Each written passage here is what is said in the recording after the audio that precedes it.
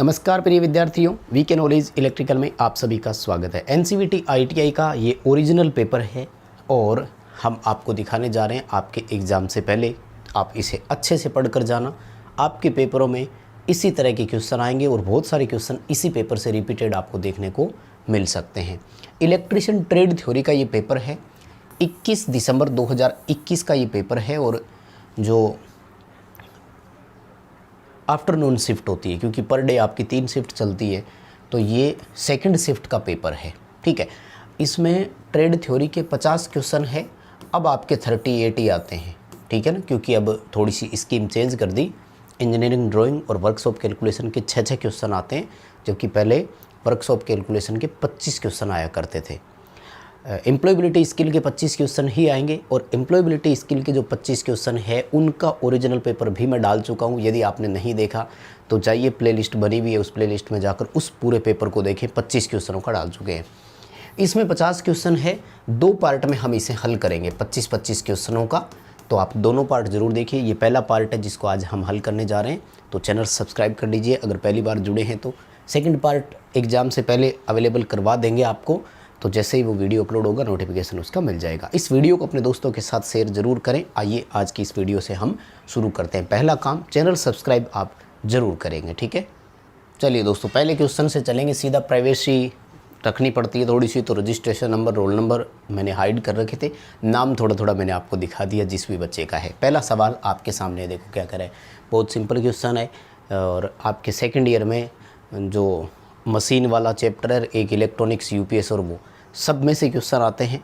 38 question आएंगे। Important classes provide करवा चुके हैं, 20 महत्वपूर्ण क्लासेज आपको दी है, प्लेलिस्ट में जाकर उनको भी ज़रूर देखें।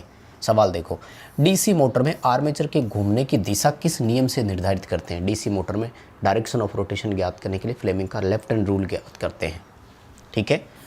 फ्लेमिंग के बाएं हाथ का नियम आ जाएगा। दाएं हाथ का नियम जो होता है ना, वो जनरेटर में होता है और वो भी इंड्यूस ईएमएफ यानी प्रेरित ईएमएफ की दिशा ज्ञात करने के लिए होता है। बाएं हाथ के नियम में मोटर के घूमने की दिशा को दिखाता कौन है? अंगूठा दिखाता है। पहली उंगली चुंबकीय फ्लक्स की दिशा को, बीच की उंगली आर्मेचर धारा की दिशा को और अंगूठा मोटर के घूमने की दिशा को दर्शाता है। सो हमारे पास 2 ऑप्शन हो गए। पेपर में क्वेश्चन आ सकता है, डीसी मोटर की डायरेक्शन ऑफ रोटेशन कैसे चेंज की जा सकती है, ये घूमने की दिशा बदलनी है। ये 2 ऑप्शन हमारे पास है, या तो फील्ड की डायरेक्शन बदल दो या आर्मेचर की डायरेक्शन बदल दो, मोटर के घूमने की दिशा बदल जाएगी। इंपॉर्टेंट क्वेश्चन है, अच्छे से पढ़ लेना इसे। ये एक सिंबल दिया गया है जिसमें अपन से पूछा गया है कि ये सिंबल है किसका। तो ये सिंबल में देखो डायक है, क्योंकि 2 आमने सामने इसमें लगे हुए हैं, ठीक है। तो ये सिंबल आपका डायक का है। एससीआर की पहचान क्या होती है? आ सकते हैं, सारे इंपॉर्टेंट है। देखो, एससीआर में एक गेट नाम का सिरा और होगा, एनोड कैथोड के अलावा यहाँ से गेट निकला हुआ होगा। ट्राइक की क्या पहचान है? ट्राइक में सेम डायक के जैसे ही 2 होंगे आमने सामने ऐसे, लेकिन ट्राइक में भी तीसरा सिरा और होगा। डायक में 2 टर्मिनल होते हैं, ट्राइक में 3 टर्मिनल होते हैं, ठीक है। याद रखना है, बहुत ही इंपॉर्टेंट है। तो ये डायक है आपका और सिंबल के रूप में आ सकता है। एससीआर का भी सिंबल आया हुआ है पेपरों में। अगला, सर्किट ब्रेकर के टूटने की क्षमता को इंग्लिश में बोलते हैं रप्चरिंग कैपेसिटी। रप्चरिंग कैपेसिटी चाहे फ्यूज की हो चाहे सर्किट ब्रेकर की हो, हिंदी में इसे विदारण क्षमता बोलते हैं। क्या बोलते हैं? विदारण क्षमता। रप्चरिंग कैपेसिटी वह अधिकतम शक्ति होती है जिसे एक सर्किट ब्रेकर दोष के समय सहन कर जाता हो। जब फॉल्ट आता है उस दौरान सहन कर जाए। एमवीए में होती है। मेगा वोल्ट एम्पियर इसका ऑप्शन है। अब देखो, आईटीआई एग्ज़ाम तो इतना कंफ्यूज करता नहीं है आपको, तो और ऑप्शन आएंगे नहीं। कंपटीशन एग्ज़ाम में अगर आए ना तो चेंज कर सकता है। दरअसल इसकी छोटी इकाई वीए ये भी लिखा हुआ आ सकता है, पूरा नाम है वोल्ट एम्पियर। इसे थोड़ी सी बड़ी इकाई ले जाए, केवीए ले जा सकता है। और फिर सबसे बड़ी इकाई है एमवीए यानी मेगा वोल्ट एम्पियर। तो वो इसको खोल करके लिख सकता है, मेगा वोल्ट एम्पियर अलग अलग लिख दे तो डरना नहीं है, और चेंज करके लिख दे, आभासी शक्ति में लिख दे तो भी एक ही बात है, क्योंकि ये प्रतिघाती शक्ति रिएक्टिव पावर है, ये किलोवाट वास्तविक शक्ति है और ये वोल्टेज की इकाई है, ठीक है। तो क्वेश्चन बहुत शानदार है, सबसे ज़्यादा रिपीट हुआ क्वेश्चन है। वर्ष 2021 के तो जितने भी एग्जाम थे ना, सब में ये आया था, और इवन वर्ष 2022 में भी जब क्वेश्चन आए ना पेपरों में, तो उनमें ये बहुत आया था। चलिए अगला सवाल देखो क्या कह रहा है। सिक्वेंशियल सर्किट कौन करता है? इनमें से कौन सी डिवाइस ऐसी है जो अनुक्रमिक नियंत्रण प्रणालियों को संचालित करती है? अनुक्रमिक मतलब होता है सीक्वेंस में चलना। सीक्वेंस का मतलब होता है इतने समय तक ये, उसके बाद में ये, उसके बाद में ये। लाइक आजकल स्लिपिंग मोटर जो है वो ऑटो रेजिस्टेंस वाली आती है, जिसमें रोटर रियोस्टेट जो होता है ना वो ऑटो कट होते हैं। जैसे 4 रेजिस्टेंस अपने लगाए हुए हैं, तो 4 टाइमर लगेंगे जो निर्धारित टाइम के बाद एक एक करके सारे उन रेजिस्टेंस को सर्किट से बाहर करते जाएंगे, शॉर्ट कर देते हैं, और फाइनली जैसे मोटर की स्पीड 75 से ऊपर जाती है तो बाहर हो जाते हैं। इसी तरह से मोटर का स्टार से डेल्टा कन्वर्जन देख लो। निर्धारित समय के बाद जब मोटर स्टार से डेल्टा की तरफ जाती है तो वो काम टाइमर ही करवाता है, ठीक है ना। रिले का काम है प्रोटेक्ट करना, जैसे अर्थ फॉल्ट रिले है, ओवरलोड रिले है।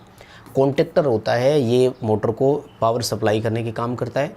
और ऑक्सिलरी होता है जिसमें से इंडिकेशन निकाले होते हैं, होल्डिंग के कॉन्टैक्ट निकाले होते हैं, ऑन ऑफ ट्रिपिंग, 3 तो वो होते हैं, एक होल्डिंग का कॉन्टैक्ट लिया जाता है। और कंट्रोल ट्रांसफार्मर, ये उस कॉन्टैक्टर की कॉइल को ऑक्सिलरी सप्लाई देने के लिए होता है। दरअसल जो कॉन्टैक्टर पिकअप होता है उसमें A1 A2 नाम के 2 टर्मिनल होते हैं। खैर ये प्रैक्टिकली बातें हैं, जब नौकरी लग जाओगे तब समझ में आएगा। टाइमर करके आना सीक्वेंशियल सर्किट के लिए जब भी आए। उसके बाद में देखो ये क्वेश्चन आ गया आपका, आर्मेचर दिखाया है ग्राउलर पर, उस पर हेक्सा ब्लेड रखी हुई है। मुझे नहीं लगता किसी को इसमें कोई दिक्कत है क्या। हेक्सा ब्लेड रख करके जब जांच करते हैं तो शॉर्ट कॉइल की जांच होती है। बाहरी ग्राउलर आर्मेचर के लिए इस्तेमाल किया जाता है। एसी मोटर के स्टेटर की जब बात आएगी तो वहाँ पर आंतरिक ग्राउलर काम में लिया जाता है, ये ध्यान रखना, क्वेश्चन ये भी आ चुका है। इंटरनल ग्राउलर कहाँ इस्तेमाल किया जाता है? AC motor stator winding check करने के लिए। बाहरी ग्राउलर किसके लिए होगा? डीसी आर्मेचर की जांच के लिए होगा। जब शॉर्ट कॉइल की जांच करेंगे तो हेक्सा ब्लेड का रिएक्शन कैसे होगा? तो आपको ध्यान रखना है, तुलनात्मक रूप से शॉर्ट कॉइल पर अधिक कंपन होगा, फास्ट कंपन होगा बाकी सभी कॉइल से। इसलिए कहते हैं कि ये पहचान होती है, शॉर्ट कॉइल पर अधिक कंपन होगा, ठीक है। तो सी उत्तर कर देना। आर्मेचर है, उसके ऊपर हेक्सा ब्लेड रखी हुई है, शॉर्ट कॉइल जांच की पहचान है। अगला सवाल, सिंगल फेज सप्लाई है, उसमें 240 वोल्ट की सप्लाई है।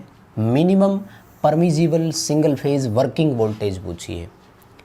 देखो जब भी सप्लाई का नाम आ जाए तो लो और मीडियम वोल्टेज में 5% का टॉलरेंस एक्सेप्टेबल है।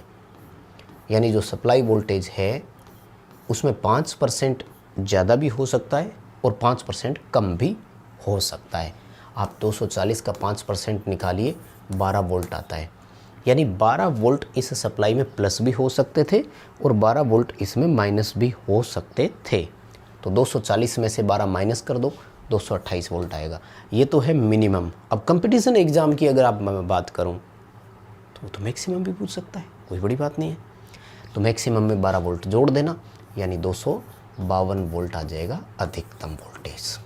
मिनिमम मैक्सिमम दोनों याद करेंगे। अभी तो खैर आपको ITI एग्ज़ाम देना है तो ITI वालों के लिए यही ऑप्शन आएंगे, बाकी कंफ्यूज करेंगे नहीं। ऑप्शन वही रखते हैं, लगभग नया ऑप्शन जोड़ते ही नहीं है। सी उत्तर आएगा, 228 वोल्ट आएगा। अच्छा क्वेश्चन है, वैसे तो आपने पहले पढ़ लिया होगा इसको, कोई ज़्यादा वो है नहीं समस्या। मुझे नहीं लगता कि बच्चों को कोई प्रॉब्लम इस तरह के क्वेश्चन में आती है क्या। सवाल देखो अगला, जनरेटर किस ऊर्जा को विद्युत ऊर्जा में बदलता है? अरे भाई कितना आसान क्वेश्चन। जनरेटर क्या करता है? यांत्रिक ऊर्जा को विद्युत ऊर्जा में बदलता है, ठीक है। क्या करता है?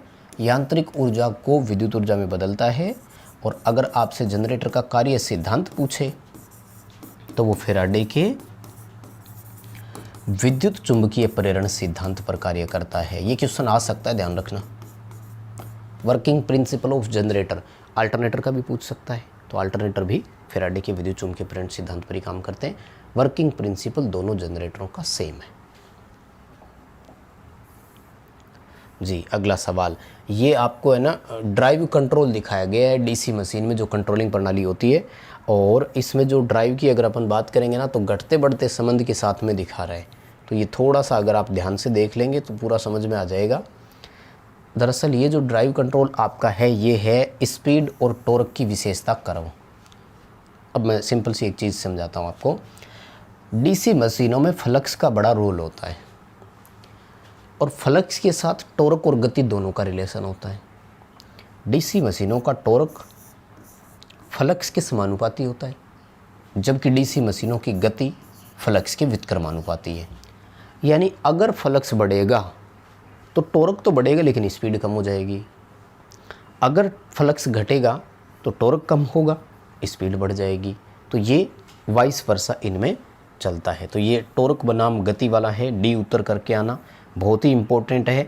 अब देखो डायग्राम वगैरह चेंज नहीं होंगे, वो ध्यान रखना जरूर। और डायग्राम वाले जितने भी क्वेश्चन हैं मोस्टली वो क्वेश्चन रिपीटेड हो जाते हैं, ध्यान रखना। तो डायग्राम वाले सारे आराम से पढ़ लेना।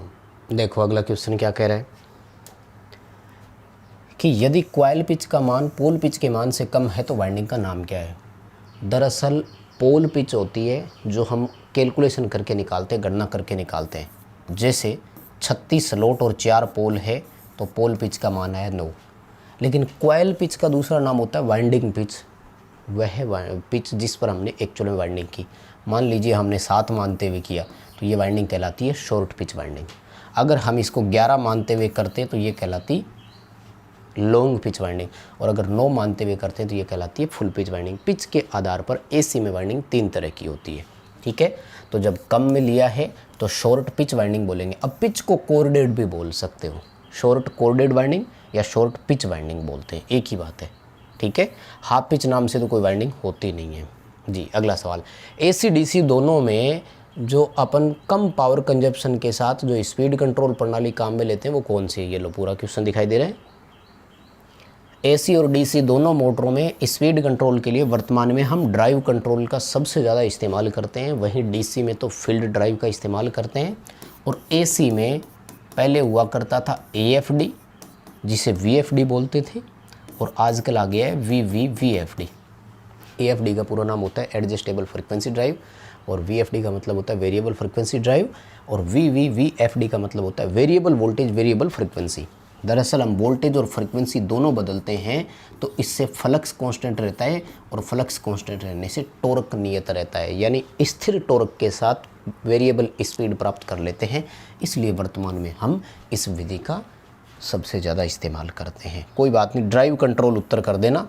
स्पीड कंट्रोल के लिए सबसे मोस्ट मेथड हमने पूछा है। अब देखो एक तरह से वो कहते हैं ना कि किस्मत जब साथ में हो तो ये होता है। एक ही क्वेश्चन 2 बार आ रहा है। देखो क्या कह रहा है, यदि कुंडली पोल पिच से कम है, सिंपल सवाल दे दिया, कॉइल पिच जो है वो पोल पिच से कम है, क्वेश्चन वापस आ गया। देखो शॉर्ट कोर्डेड वाइंडिंग, अभी एक क्वेश्चन पहले ही आया था। कॉइल पिच का मान पोल पिच के मान से कम है तो किस प्रकार की वाइंडिंग काम में लेंगे। डीसी शंट मोटर है भैया, देखो सिंपल सी बात है। क्या दिखा रखा है, A1 A2 सिरे दिखा रखे हैं, E1 E2 दिखा रखे हैं। E1 E2 किसके होते हैं, शंट मोटर के, ठीक है। संचयी क्यूमुलेटिव कंपाउंड की पहचान क्या है, दोनों फ्लक्स की काम करने की दिशा एक होनी चाहिए, जुड़ने वाला स्वभाव होना चाहिए, और दोनों फील्ड होनी चाहिए। D1 D2 E1 E2 दोनों टर्मिनल वो हो, A1 A2 आर्मेचर के भी हो। सीरीज मोटर में आर्मेचर के टर्मिनल A1 A2 और D1 D2 सीरीज के टर्मिनल, और साथ में वो आर्मेचर के साथ सीरीज में जुड़ी हुई दिखा देगा आपको। कोई बात नहीं, इतने डायग्राम देखकर तो पहचान ही जाएंगे, ज़्यादा सोचने की ज़रूरत है नहीं, इतने भी कन्फ्यूजन मत रखना। और पीवी सिस्टम कैसे बनता है, फोटोवोल्टेइक सेल। अब फोटोवोल्टेइक सेल बनाने के लिए भी आ सकता है और सोलर सेल का भी आ सकता है, दोनों इम्पोर्टेंट है। सोलर सेल किसका बना होता है और फोटोवोल्टेइक किसका बना होता है, ये भी पूछा जा सकता है। तो बहुत ही सिंपल क्वेश्चन है, सिलिकॉन इसका आंसर आएगा। बहुत बार ये क्वेश्चन तो करवा ही चुके हैं। दरअसल पीवी सिस्टम जो होता है, इसमें जो सिस्टम लगता है उसको सोलर अर्रे बोलते हैं, और ये सीरीज़ पैरेलल में होती है, ध्यान रखना, ठीक है। एक सोलर सेल की वोल्टेज 0.5 वोल्ट के आसपास मानते हैं जी। अगला सवाल, अल्टरनेटर में प्रतिशत वोल्टेज रेगुलेशन गणना करने का सूत्र क्या है। ऑप्शन दिखाने की ज़रूरत नहीं है, फिर भी ये लो जो दिया है वही देख लो। No load voltage minus full load voltage बटे full load voltage into 100, VNL minus VFL बटे VFL इंटू 100। सोचने समझने की ज़रूरत नहीं है, फटाफट से उत्तर करके आ जाना। अल्टरनेटर में डैम्पर वाइंडिंग का काम क्या है। देखो सिंक्रोनस मोटर में भी डैम्पर का काम आ सकता है, वहाँ पर आपको 2 उत्तर बताने हैं, ठीक है ना। सिंक्रोनस मोटर में हंटिंग दूर करने के साथ साथ मोटर को सेल्फ स्टार्ट बनाने का काम भी करता है, लेकिन अल्टरनेटर में जब भी आ जाए तो केवल हंटिंग दूर करना या हंटिंग समाप्त करना आना है, ठीक है। दरअसल हंटिंग होती क्या है, रोटर एक नियत गति से चल रहा होता है, जैसे ही लोड में वेरिएशन आता है, भार में क्षणिक परिवर्तन आते हैं, तो अल्टरनेटर का रोटर या सिंक्रोनस मोटर का रोटर थोड़ा सा स्लो डाउन हो जाता है, यानी उसकी गति में परिवर्तन आता है। अब सिंक्रोनस मशीनें हैं, नाम से ही पता लग रहा है। तो रोटर और अल्टरनेटर सिंक्रोनिज्म से चलते हैं, यानी वो एक प्रॉपर स्पीड से चलते हैं और वेल मेंटेन स्पीड होती है दोनों की। अब यदि रोटर पिछड़ने का प्रयास करेगा तो वो पिछड़ता तो है नहीं और वो ओसिलेट करना शुरू कर देता है, जिसे हम बोलते हैं साधारण भाषा में कि वो दोलन करने लग गया है। ठीक है, तो ओसिलेशन होता है, उस ओसिलेशन का नाम हंटिंग है। शुद्ध हिंदी में आएगा दोलन कम करना। हालांकि इन्होंने तो हंटिंग लिखा है, शुद्ध हिंदी लिखी नहीं है, फिर भी अब की बार लैंग्वेज चेंज हो जाए तो ध्यान रखना दोलन लिखा हुआ आ सकता है। ठीक है, और ये साधारण अवस्था में काम नहीं करती है, ध्यान रखना है। ये केवल तभी करेगी जब हंटिंग आएगा, ये ध्यान रखने वाली बात है। सिंक्रोनस मशीनों में सामान्य अवस्था में डैम्पिंग में प्रेरित ईएमएफ का मान कितना होता है? 0 होता है। सामान्य अवस्था में काम नहीं करेगी, केवल तब करेगी जब हंटिंग आता है। चलिए अगला सवाल, कंपाउंड जनरेटर का नाम क्या है यदि शंट फील्ड आर्मेचर के साथ समांतर में? थोड़ी सी लैंग्वेज बदल दी इन्होंने, हल्की सी। यहाँ यूँ लिखना था शंट फील्ड केवल आर्मेचर के समांतर में है, यानी ये यूँ कह रहा है कि यहाँ आर्मेचर है, यहाँ सीरीज फील्ड है, यहाँ आपका शंट फील्ड है जो केवल इस आर्मेचर के साथ पैरेलल में है। तो भैया इसे क्या बोलोगे? जब अकेले आर्मेचर के साथ हो तो इसे शॉर्ट शंट बोलते हैं। क्या बोलते हैं? शॉर्ट शंट कंपाउंड जनरेटर है। ठीक है, अगर यहाँ जुड़ा होता तो इसे लॉन्ग शंट कंपाउंड बोल देते। अब डिफरेंशियल होता या क्यूमुलेटिव होता, उसके लिए फिर आपको फ्लक्स की डायरेक्शन देखनी होती। इस तरह का सिंपल डायग्राम आए तो वो डिफरेंशियल बनता है हमेशा, बाय डिफ़ॉल्ट ध्यान रखना है। ठीक है, उसमें थोड़ी सी कनेक्शन के लिए डायरेक्शन चेंज करनी पड़ती है कि D1 D2 जो टर्मिनल है वो किस तरफ आएंगे। ठीक है, आपने अभी तक इस वीडियो को अगर लाइक नहीं किया है तो प्लीज़ मैं आपसे रिक्वेस्ट करूँगा कि एक बार लाइक वाला बटन ज़रूर दबा देना यार। ये वाइंडिंग वाला है, करवा चुका हूँ, बहुत इंपॉर्टेंट है। डायमंड यानी हीरे की आकृति है। अब डायमंड के 2 ऑप्शन आपको यहाँ दिए, इन्होंने दिए हैं क्या? नहीं, मेस के 2 ऑप्शन दिए, डायमंड के नहीं दिए, सॉरी एक्चुअल में। तो ये जो आकृति होती है ना, ये डायमंड कहलाती है, हीरा बोलते हैं इसे। हीरे की जाली के आकार की कुंडली है। ठीक है, डी उत्तर कर देना। अच्छी है, रिपीट हो चुका है क्वेश्चन, बहुत बार पहले भी आया हुआ है। और आगे देखो भैया, यूपीएस का पूरा नाम पूछा है, इससे आसान तो क्या ही होगा? अनइंटरप्टेबल पावर सप्लाई बोलते हैं। आजकल ऑनलाइन यूपीएस लेते हैं जो ऑटो चेंज ओवर से फ्री है, सॉरी ऑटो चेंज ओवर हो जाता है, चेंज ओवर और ट्रांजिशन से फ्री है, पूछा जा चुका है।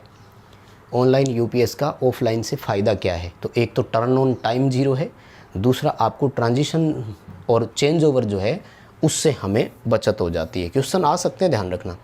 उसके बाद में देखो, एसी ड्राइव पैनल जो होता है ना, BOP पूरा नाम होता है बेसिक ऑपरेशनल पैनल बोलते हैं इसको, या बेसिक ऑपरेटिंग पैनल बोल दो। उसमें कई सारे बटन होते हैं, LED का क्या है, पैरामीटर की निगरानी रखें, ये क्वेश्चन आ चुके हैं। तो अब ये पूछ रहा है कि प्रोग्राम या डाटा बटन का उद्देश्य क्या है? देखो नाम से ही पता लग रहा है, प्रोग्राम और डाटा, यानी जितने भी डेटा आ रहे हैं उनको सेव करना, और अगर हम चाहें तो फैक्ट्री रीसेट भी कर ले में। बहुत सिंपल क्वेश्चन है, ठीक है ना। तो इसका काम क्या है? इसका काम है जितने भी जो आपके डाटा है उनको सेव रखें और हम चाहें तो उनको फैक्ट्री रिस्टोर कर सकें। प्रोग्राम या डाटा नाम से ही पता लग रहा था, है ना। अगला सवाल देखो, शॉर्ट सर्किट और ओपन सर्किट जांच करने के लिए किसका उपयोग करेंगे? और जांच किसकी कर रहे हैं? आर्मेचर वाइंडिंग की। देखो आर्मेचर की अगर जांच करेंगे तो बाहरी ग्राउलर आएगा, आंतरिक ग्राउलर किसके लिए आएगा? AC स्टेटर के लिए आएगा। अल्टरनेटर का स्टेटर हो या AC मोटर का स्टेटर हो, इसके लिए आपका आंतरिक ग्राउलर आ जाएगा। दोनों इंपॉर्टेंट है, दोनों को ही पढ़ लेना।